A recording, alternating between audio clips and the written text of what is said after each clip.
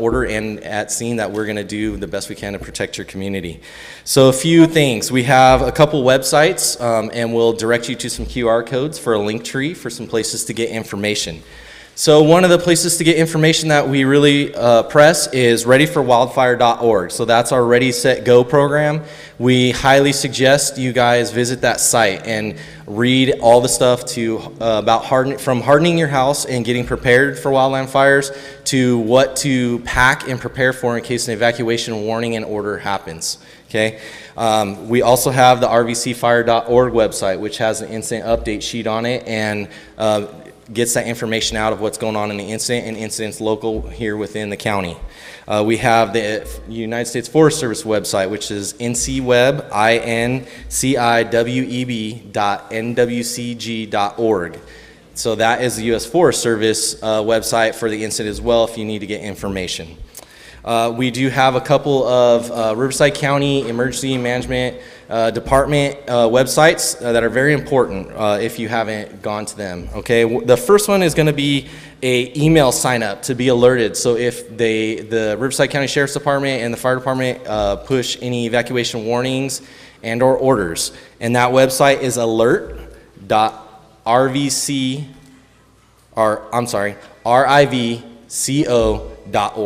And you can sign up for those alerts there. Now to check the alerts, you're going to go to rivcoready.org. So when you go to that website, you're going to go to active incidents, and then you'll see an interactive front-facing map that shows the area of where evacuation warnings and orders are. And with that, I'm going to go ahead and turn it over to one of our incident commanders for an operational update, Chief Ike. Thank you, Captain Lubin. Good evening, everybody. Jeff Vike, Deputy Chief here in the CAL FIRE Riverside County Fire Department, proudly serving the Western operations, which is all of the area where we are today and a good portion of where the fire will be headed. So I'm going to give a little bit of echo, a brief overview, operational overview. We're going to go through some hard decisions that had to be made by your fire department, your law enforcement, and our county EMD. And then you just heard from Captain Lubin. Everyone's going to have a homework assignment, and that is to sign up for all the social media updates, folks. So there's a homework assignment to this. So before we get going here, you all can see that smoke column up on the hill northeast of here. The fire is very active, and we are going to be putting on additional evacuation warnings and orders. This is the hard part. As your deputy chief and the incident commander for the incident management team is making sure we are upfront and timely with accurate information. And when the fire department and law enforcement come together in the county emergency management department and collectively make decisions to put on additional evacuation orders and warnings, we completely get they're unpleasant and it's a huge inconvenience to all of you. The part I want you to remember, be upset at the fire department and law enforcement, but we stand together to protect each and every one of you in this room. So we have to, life safety has to come first, and we get it. We're going to have to make some unpopular decisions, but please heed the warning. We're going to hear that conversation a lot. Heed the warning when it comes to evacuation orders and warnings.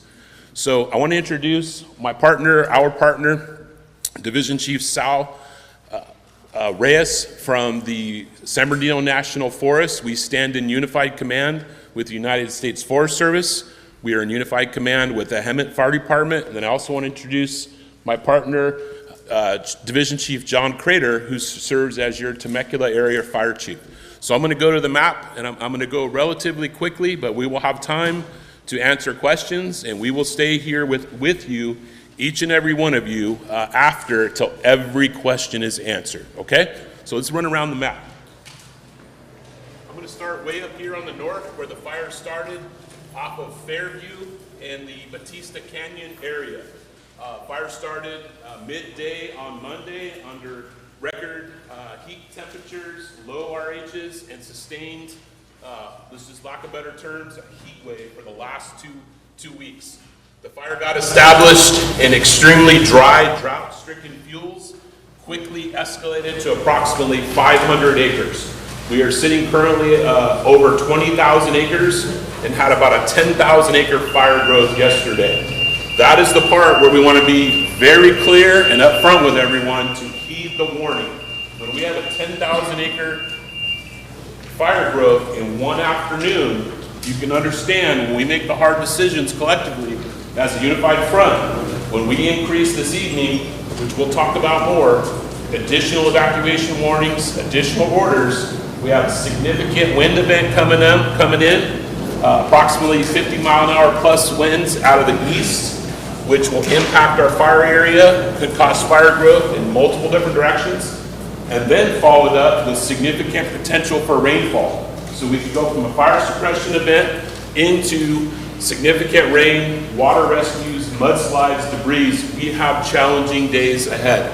That's the part about heed the warning. So as we go around the incident, the fire is very active on the San Bernardino National Forest, challenging the Roush Ridge area, the Highway 74 corridor. The fire as we come around on the east side here, fire was established up in the Red Mountain Lookout area. That is basically the smoke column that you're seeing now, very active up on the hill. We are making good progress as we come around, but as you all know, that is some of the roughest terrain and brush covered lands in Riverside County. Rocky, fire is very resistant to control with our aircraft and ground resources. So as we come around, very aggressive water dropping helicopter usage last night, very effective, slowed the fire down. And then there's areas here on the map where you can see there's already black line. We're only at 5% contained. We are making good progress, but remember, long-term drought, heat wave, 50-mile-an-hour winds tomorrow. So as we go through the rest of the presentation here this evening, please heed the warning, sign up for those local alert, social media notifications, and when it's time, when the firefighters and law enforcement call for you to evacuate, please evacuate. Your lives are the most important part. So that will be the end of your operational briefing. I will hand it over to Chief Sal Reyes and then to Chief, your Temecula area Fire Chief John Crater. Thank you. Chief. Yeah, good evening, ladies and gentlemen. Again, my name is Sal Reyes. I work for the U.S. Forest Service. The U.S. Forest Service, that has already been stated, is in unified command with CAL FIRE and multiple other agencies. Not only are we in unified command, we're in a unified effort. So whether or not an agency is actually in unified command with us, there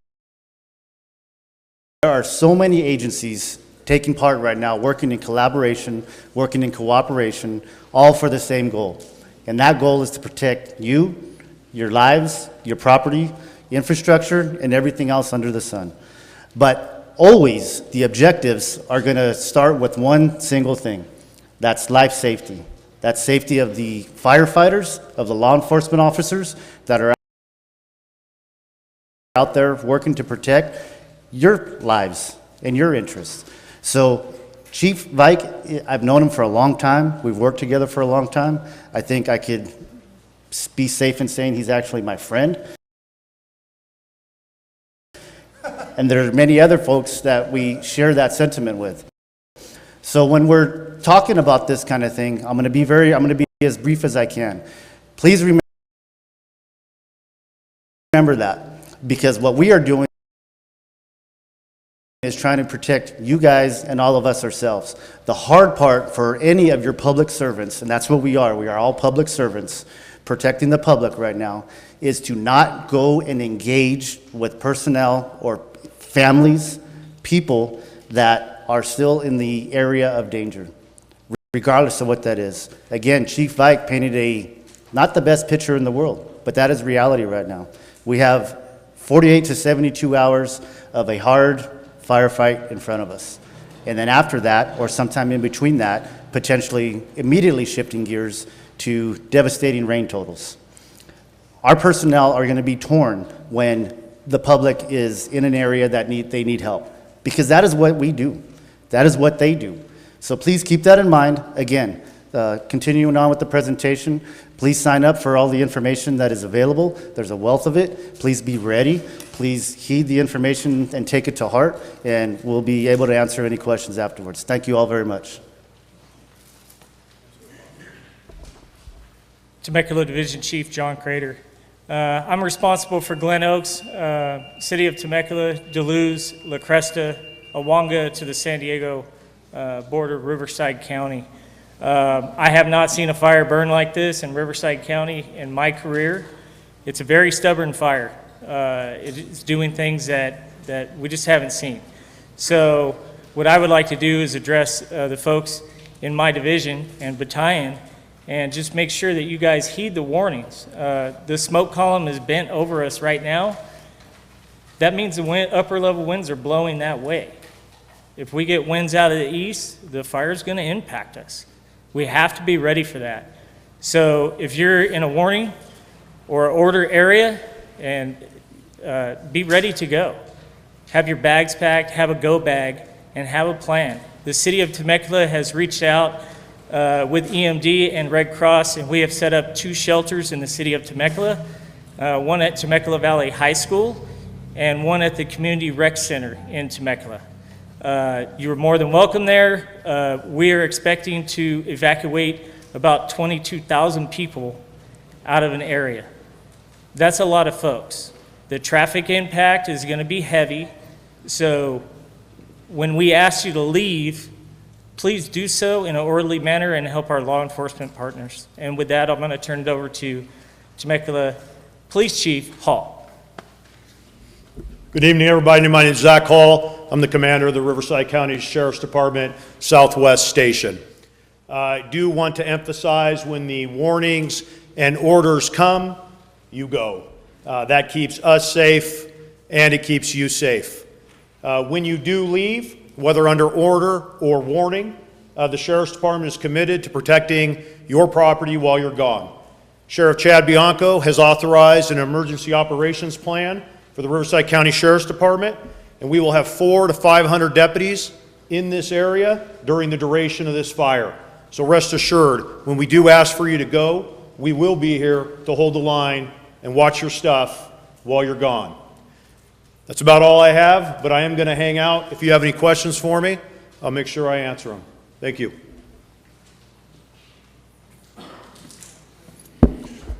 Have the tall guy go last. Hello, everyone. My name is Bill Weiser. I am the Riverside County Fire Chief, and I am the Riverside Unit, CAL FIRE Riverside Unit Chief.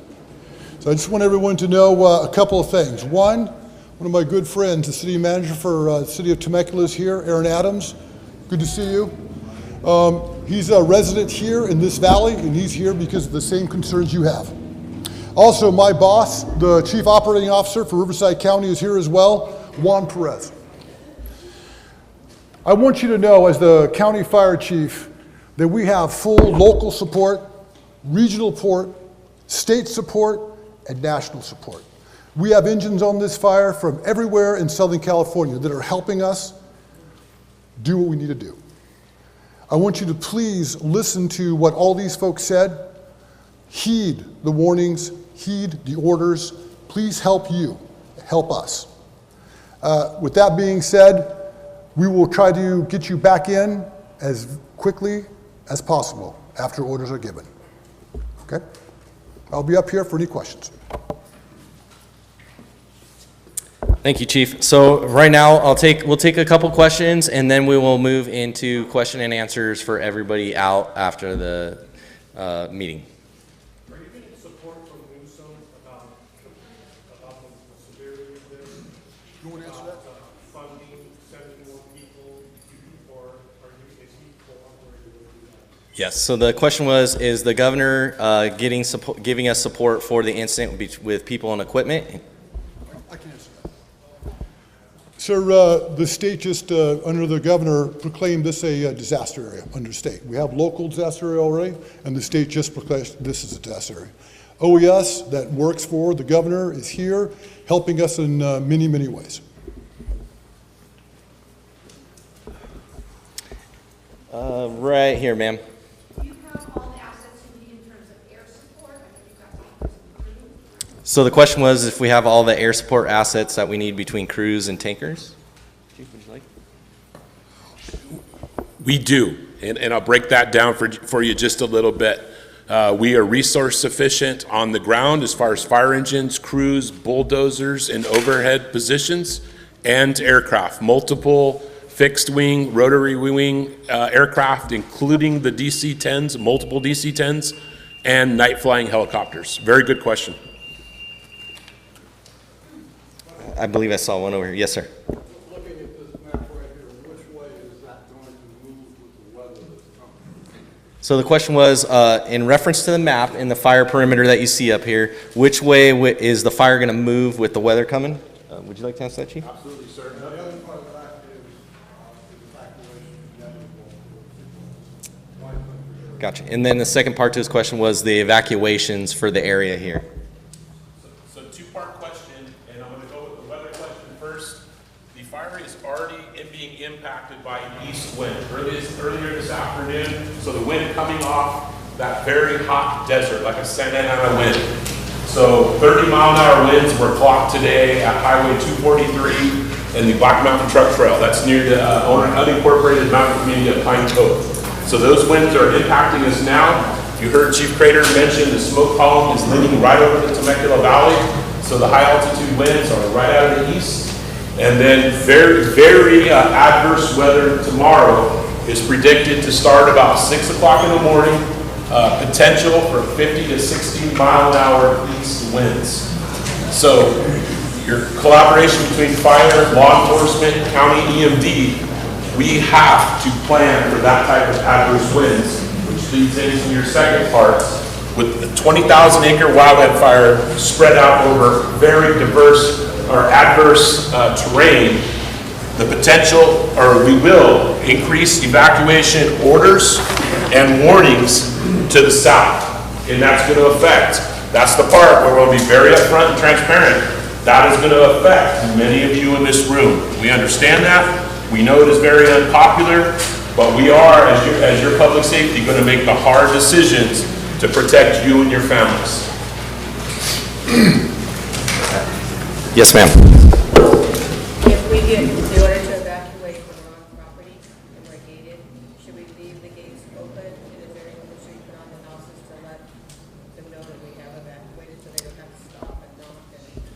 So the question was, if you guys do move into an evacuation order and or warnings, so warnings to get ready and get set and go, correct? So an order would be we're telling you to leave. So if you leave, and she was asking if your property is fenced or gated, if that needs to be left open. We prefer that if you have an outside perimeter fence, yeah, you leave that open so we can have ease of access to try to defend your house and or defend your property. As far as marking your house with anything, there's no need to mark. We'll have, as that comes, we have our own marking system as crews will come around and they will mark to notify things as if anybody's there, access points, water, so on and so forth. Okay? Yes, ma'am.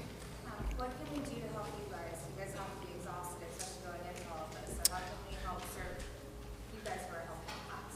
So the question was, how can you as the public help us? We are completely self-sufficient at our incident base camp, from food to sleeping quarters to water, Gatorades, you name it. We have everything there. What we do ask is, if you do feel the need to donate, please donate to the local Red Cross in the shelters. That way the families that are impacted that may have lost their homes or being evacuated for a long time have that assistance. One more question. Yes, ma'am. In those, many of us probably are displaced here, so how will we, so the websites that were mentioned at the beginning, will that give us information on if our structure, our home is standing, or if our home is down? Is that, I know you're worried about fighting the fire now, but if we knew what was happening with our home, then we could kind of move forward. Yeah, so the question was the websites that were given at the beginning. Specifically, this would pertain to the rivcoready.org and the alert.rivco.org. If they will identify whether your house was damaged and or destroyed in the fire. And would you like to answer that, Chief? Absolutely, Captain. Another very good question. So if we have structures, meaning homes, outbuildings, infrastructure, if we do have infrastructure, residences that are destroyed by fire, We will post as much information as we can on the social media platforms to keep you informed. Highly likely, if we do have that type of structures destroyed or damaged, we will hold another town hall style meeting, probably right here at Fire Station 96. We will reach out to the landowners, property owners through the county assessor's office, invite you here, and have all of the county state agencies here to support you with a damaged or destroyed structure. And we will be here till every question is answered. We can elaborate more on a sidebar after the meeting. Thank you, Chief. All right, right now that'll conclude our meeting and question and answers. As soon as we're done, if we'd like, we know it's hot, we can move out to the front of the apparatus bay, and everybody will be around, especially those of us with red hats on. We're part of the incident management team. Please come ask us questions. We'll be sure to answer them. One last thing I'd like to go over with you guys. If you have a pen, I have a website for you to write down, and we're going to also get some information out to you. So that website is going to be LINKTRT as in Tom, R.ee, and then the slash, and it'll be IMT6, M as in Mike. And that website is our link tree, and that is going to have all the websites that I mentioned. It's going to have other websites that we add on there to answer a lot of your guys' questions in a one-stop shop for you guys. That concludes our meeting. Thank you very much.